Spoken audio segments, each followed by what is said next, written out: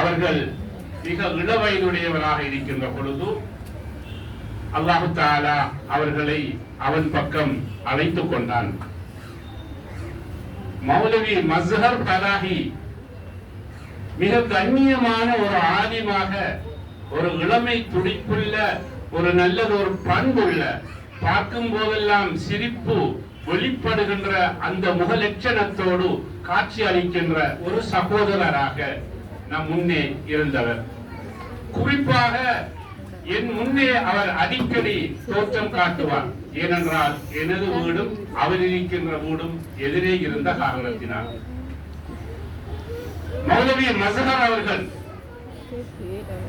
அல்லாஹ் அவருடைய கபருக்கு வெளிச்சத்தை கொடுத்து அவருடைய கபருடைய வாழ்க்கையை சுவன பூஞ்சோலை ஆக்கி கொடுக்க வேண்டும். ஜன்னத்துல் ஃபிர்தௌஸை அவர்கள் வாழுமிடமாக அல்லாஹ் அமைத்துக் கொடுக்க வேண்டும் என்று நாங்கள் பிரார்த்திக்கின்றோம். மௌலவி மஸ்ஹர் அவர்களுடைய அந்த நாமத்தை கொண்டுதான் இந்த குர்ஆன் மதரசாவுக்கு பெயர் வைக்கப்பட்டிருக்கிறது.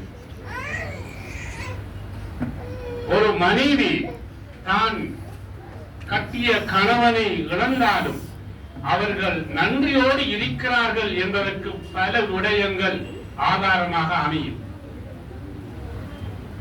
அதில் ஒன்று, தன்னுடைய கணவனுடைய நாமம் அவர் இல்லாவிட்டாலும் இந்த உலகத்தில் பேசப்பட வேண்டும் என்பதற்காக தன்னுடைய கணவனுடைய பெயரை ஒரு குர்ஆனுடைய மதரசாவுக்கு பேராக வைத்து, குர்ஆனுக்கு மேல் இந்த உலகத்திலோ இல்லாத எந்த இதுவும் கிடையாது, குர்ஆனை போன்ற மகத்துவத்துக்குரிய ஒன்று கிடையாது.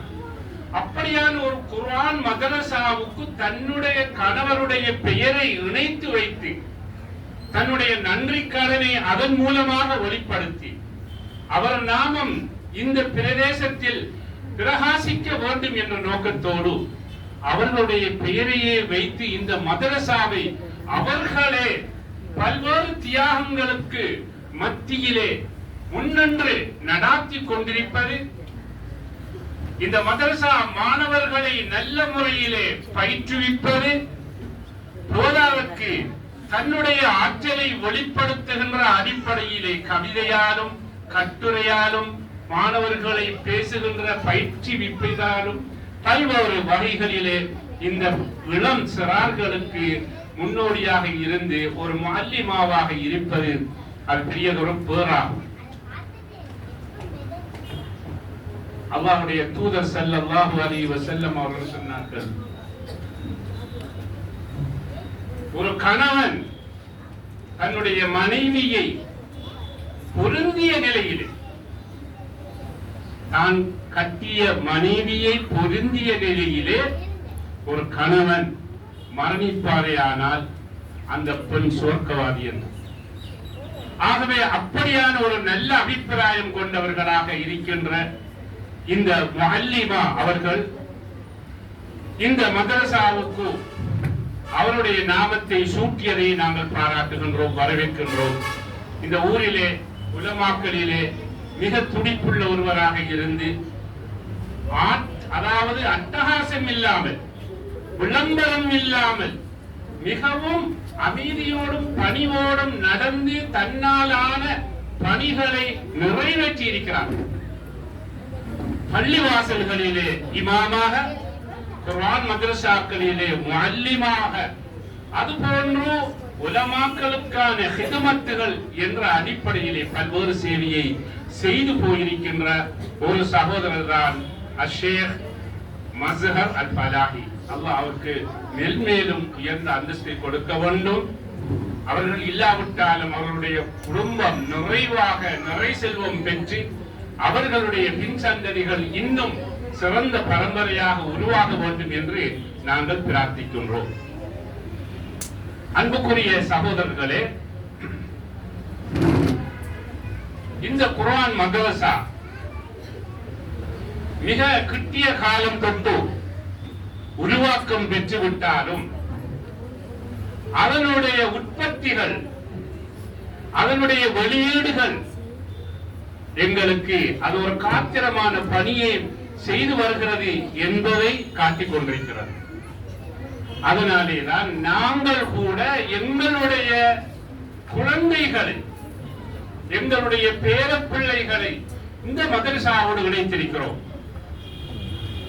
ஆகவே இந்த மதரசாவிலே கற்கின்ற மாணவர்கள் ஒரு சிறந்தவர்கள், சிறப்புக்குரியவர்கள், வாய்ப்புக்குரியவர்கள் என்று சொல்ல வேண்டும். அந்த அடிப்படையிலே இந்த குர்ஆனை பற்றி ஷேக் நஸ்மல் ஃபலாஹி அவர்கள் மிக தெளிவாக பேசியிருக்கிறார்கள்.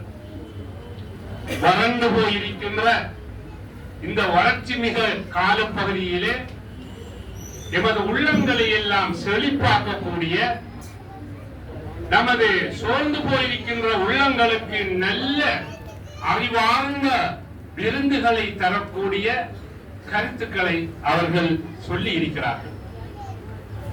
அன்புக்குரிய சகோதர சகோதரிகளே, குர்ஆன் நமது உள்ளங்களிலும் இருக்க வேண்டும், நமது இல்லங்களிலும் அது ஓதப்பட வேண்டும். ரசூல் ஸல்லல்லாஹு அலைஹி வஸல்லம் அவர்கள் சொன்னார்கள், யாருடைய உள்ளத்திலே குர்ஆனில் இருந்து ஒரு பகுதியாவது மனனமிடப்படவில்லையோ அந்த உள்ளம் பாழடைந்த உள்ளத்துக்கு ஒப்பானது என்று சொன்னார். குர்ஆன் என்பது அல்லாஹ்வுடைய அருள்மாவை, அதனுடைய வெளிச்சம் நமது உள்ளங்களுக்கு அது வெளிச்சத்தை தர வேண்டும். அந்த குர்ஆனை நாங்கள் தாங்கி இருக்கின்ற போதெல்லாம் அந்த குர்ஆனின் ஊடாக அல்லாஹ் நமது வாழ்க்கையிலே பரக்கத்தை செய்வார். அதே போன்று நமது வீடுகளிலே கூட குர்ஆனை நாங்கள் அதிகம் ஓத வேண்டும். குர்ஆனை எந்த வீட்டிலே ஓதப்படுகிறதோ அந்த வீட்டில் ஷைத்தானிய நடவடிக்கைகள் இல்லாது போய்விடும். ரசூல் ஸல்லல்லாஹு அலைஹி வஸல்லம் அவர்கள் சொன்னார்கள், நீங்கள் உங்களுடைய வீடுகளை மக்பராக்களுக்கு ஒப்பானதாக, கபர்களுக்கு ஒப்பானதாக ஆக்கி விடாதீர்கள். லா தஜஅலு புயூத்தகும் மகாபிர ஃபஇன்ன ஷைத்தான யன்ஃபிரு மினல் பைத்தில்லதி துக்ரஉ ஃபீஹி சூரத்துல் பக்ரா. மக்களே, நீங்கள் உங்கள் வீடுகளை கபர்கள் போன்று ஆக்கி விடாதீர்கள். கபர்கள் போன்று ஆக்கி விடாதீர்கள் என்றால் கபர்களிலே நல் அமல்கள் செய்வது கிடையாது. அப்படி அமல் இபாதத்தற்ற இடமாக கபர் இருப்பது போன்று உங்கள் வீடுகளும் அமல் இபாதத்தற்ற இடமாக ஆக்கிக் கொள்ளாதீர்கள். ஏனென்றால் எந்த வீட்டில் சூரத்துல் பக்ரா ஓதப்படுமோ அந்த வீட்டில் இருந்து ஷைத்தான் வெளியேறுகின்றான் என்று சொன்னார். எனவே சூரத்துல் பக்ரா குர்ஆன் உடைய முக்கியமான ஒரு பகுதி. அதை ஓதப்படுகின்ற இடங்களில் இருந்து ஷைத்தான் வெளியேறுகின்றான். பொதுவாக குர்ஆனை நாங்கள் அதிகம் வீடுகளிலே ஓத வேண்டும். ஷைத்தானிய நடவடிக்கைகள் இல்லாத வீடுகள் போய்விடும். ஷைத்தான் அந்த இடங்களிலே இருந்து குர்ஆன் ஓதப்படுகின்ற பொழுது வெளியேறுகின்றார். அதே நேரத்தில் குர்ஆன் ஓதப்படுகின்ற இடங்களுக்கு மலக்குமார்கள் வருகை தருகிறார்கள். உஸைத் இப்னு ஹுதைர் ரலியல்லாஹு அன்ஹு அவர்கள் ஒரு இரவு தன்னுடைய வீட்டிலே குர்ஆனை ஓதிக்கொண்டிருக்கிறார்கள். அவர்களுடைய மகன் யஹ்யா சிறிய பிள்ளை ஒரு பக்கத்திலே இருந்து கொண்டிருக்கிறார். அவருடைய வீட்டிலே குதிரை கட்டப்பட்டிருக்கிறது. குர்ஆனை ஓதிக்கொண்டிருக்கிற பொழுது அந்த குதிரை துளும்புகிறது. கட்டப்பட்டிருந்த கட்டை அவிழ்த்துக் கொண்டு வேகமாக விலகி செல்ல வேண்டும் என்பது போன்று அது உசும்பிக் கொண்டிருந்தது. உஸைத் இப்னு ஹுதைர் ரலியல்லாஹு அன்ஹு அவர்கள் தன்னுடைய ஓதலை நிறுத்திவிட்டு பார்க்கிறார்கள். அந்த குதிரை ஆட்ட அசைவின்றி அமைதி பெறுகின்றது. மீண்டும் குர்ஆனை ஓதினார்கள். மீண்டும் அந்த குதிரையினுடைய நடவடிக்கை அது போன்று திரும்ப ஆரம்பித்தது. குர்ஆன் ஓதலை நிறுத்தினார்கள். பார்க்கிறார்கள், எதையும் பார்க்க முடியவில்லை. குதிரை அமைதி கண்டிருக்கிறது. மூன்றாம் முறையும் குர்ஆனை ஓதினார்கள். அது போன்றுதான் மீண்டும் அந்த குதிரையின் நடவடிக்கை இருந்தது. இப்பொழுது குர்ஆன் ஓதலை நிறுத்திவிட்டு வெளியே வந்து பார்க்கிறார்கள். அவர்களின் வீட்டின் மேல் பகுதியிலே வெளிச்ச கூட்டங்கள், ஒளி கூட்டங்கள் அப்படியே காட்சி அளித்துக் கொண்டிருந்தன. இதனை பார்த்து அவர்கள் மறுநாள் நபியினுடைய சபைக்கு போகிறார்கள். நபியிடத்திலே சொல்கிறார்கள், யா ரசூலுல்லாஹ், நேற்றிரவு என் வீட்டிலே இப்படி ஒரு நிகழ்வு நடைபெற்றது. அப்பொழுது ரசூலுல்லாஹ் சொன்னார்கள், உசைத், நீங்கள் குர்ஆனை ஓதுகின்ற பொழுது உங்களுடைய வீட்டுக்கு மலக்குமார்கள் தான் வருகை தந்தார்கள். மலக்குகள் ஒளியினால் ஆனவர்கள். அவர்களுடைய வருகையைத்தான் நீங்கள் பார்த்தீர்கள். நீங்கள் குர்ஆனை தொடர்ந்து ஓதிக்கொண்டு இருந்திருந்தால் அந்த வெளிச்ச கூட்டங்கள் அப்படியே இருந்து கொண்டே இருந்திருக்கும் என்று ரசூலுல்லாஹ் சொன்னார். எனவே இந்த ஹதீஸிலே எதை பார்க்கிறோம்? குர்ஆன் ஓதுகின்ற இடங்களுக்கு மலாயிக்காமார்களுடைய வருகை இடம்பெறுகின்றது. எனவே நாம் குர்ஆனிய மக்களை உருவாக்க வேண்டும், ஹாஃபிதுகளை உருவாக்க வேண்டும். அதுதான் பிரதானமாகும். வேறாவூரிலே நான் இப்படியான ஒரு ஹாஃபிது மதரசாவுடைய பட்டமளி பழைய மாணவர்கள் ஒன்று கூடலுக்கு போயிருந்தேன். மதரசத்து நூர் என்கின்ற பெயரிலே அமைய பெற்ற ஒரு ஹாஃபிதுகளுடைய மதரசா. அங்கே பட்டம் பெற்ற ஹாஃபிதுகளுடைய பழைய மாணவர்களுடைய ஒன்று கூடல். அங்கே ஒரு விசேட அம்சத்தை நாம் பார்த்தேன். அங்கே பட்டம் பெற்ற ஒவ்வொரு ஹாஃபிதும் வெறும் ஹாஃபித் அல்ல. ஹாஃபித் doctor, ஹாஃபித் engineer, ஹாஃபித் lawyer, ஹாஃபித் lecturer, ஹாஃபித் accountant, இப்படி ஹாஃபித் மௌலவி முஃப்தி,